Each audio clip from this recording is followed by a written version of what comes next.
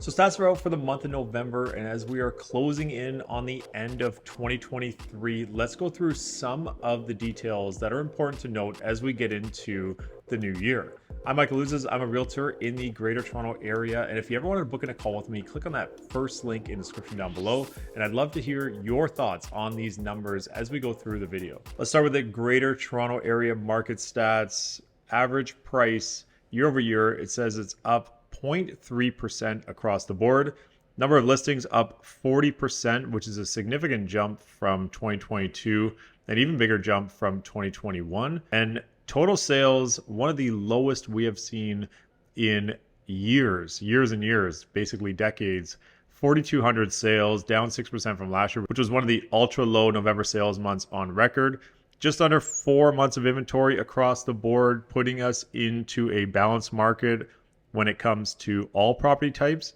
And average sale price, looking at condos, average sale price $710,000 across the board, and 1,200 condo sales in the Greater Toronto area. Take a look at Toronto. The average sale price $1,050,000 remains basically unchanged from where things were last year in November, and down from 2 years ago. 2021 price was just under 1.1. Active listings 7,000, up 40% from last year, and number of sales down 10% from November 2022. 4.3 months of inventory. This is our important metric here as we move forward. We are in a balanced territory for most property types across Greater Toronto, and we'll dive into this on the next slide. Let's take a look at the monthly sales data and where things trended from last year in November all the way through this year into November 2023.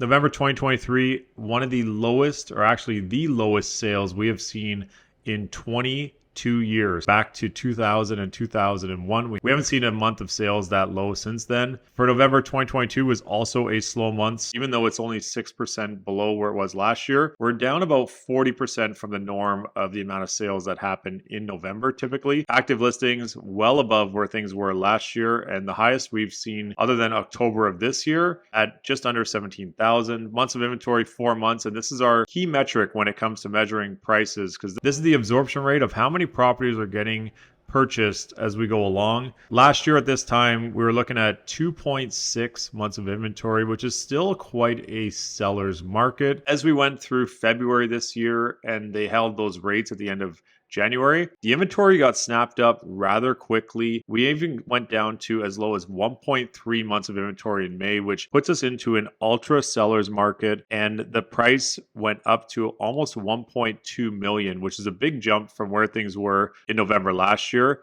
and about $100,000 above where things are at right now in November as we've headed through December. Average amount of days on market, 25 days, same as last year in December, which is almost 4 weeks on market, which is pretty high when it comes to the city of Toronto, the Greater Toronto area. If we take a look at the average price, we'll notice that November 2023, even though there was a low amount of sales, we're still hanging in there pretty decently around that $1.1 million mark, which I find very interesting because back in September 2021, rates were much lower than they are today. And that's where the price points were at that time. As we went into July of 2022, still hovering around that 1,050,000, 1.1 million, a big drop, or about a 17% drop from the peak in February 2022. That's where we're at right now. However, things have been hovering pretty good, even with the ups and downs of the interest rates. It'll be interesting to see if 1.1 becomes the floor price in Toronto as we move forward, and especially as some experts have been starting to call for decreases in rates in the mid 2024 into 2025. It'll be interesting to note how that goes along, but something we'll be paying attention to. Here's a chart that's super important. I know a lot of articles have been talking about how Toronto is in a buyer's market, and while it's true for some sectors, for example, Toronto Central and Toronto West, when it comes to condos, for example, anything above this number 5 line, which is 5 months of inventory, is buyer's territory. We have Toronto West, Toronto Central. This is Halton for condos and Peel region for condos. The rest are mostly in balanced territory when it comes to condos.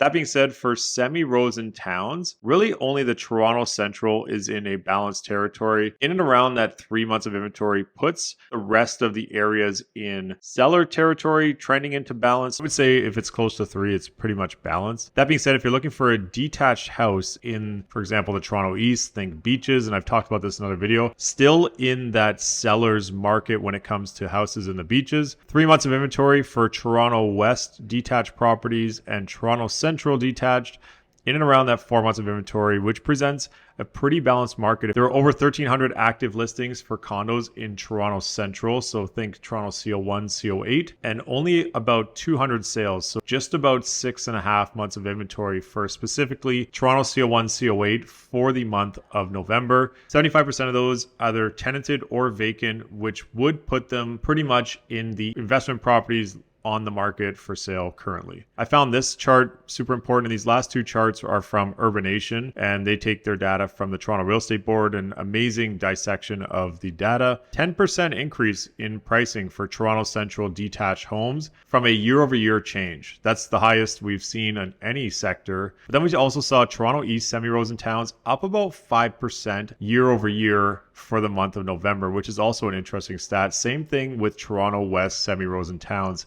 These are typically the step-up properties for most condo owners in the city because they're next in line when it comes to moving up the ladder in Toronto real estate. We did see a decline in price for condos in most of the Greater Toronto Area when it comes to year-over-year numbers. Here are my key takeaways from November 2023, and if you like the way this is presented, drop a comment down below as I can keep making little bullet points like this moving forward. I try to take 5 bullet points.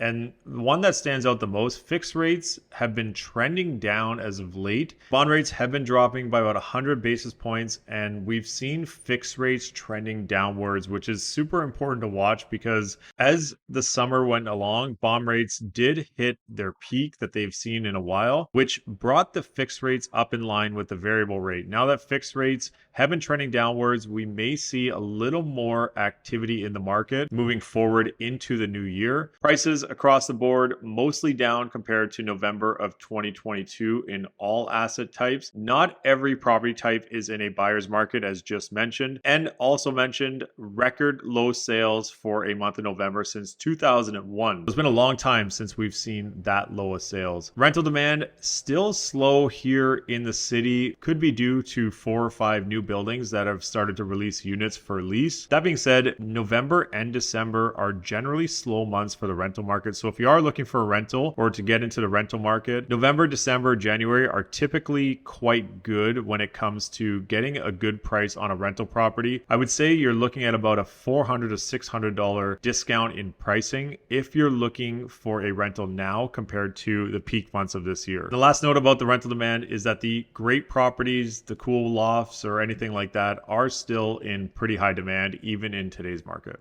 So the stats for November, I'd love to hear your thoughts in the comments down below on what you think we're going to see into the new year. On the ground level, we have been receiving a few more calls now that fixed rates have been decreasing. And also we do have some new rules when it comes to how real estate is traded here in Ontario. Go check out my other videos to learn about the new TRREB rules. They're super important if you are considering getting into the market. I'm Michael Ouzas. Thanks for watching.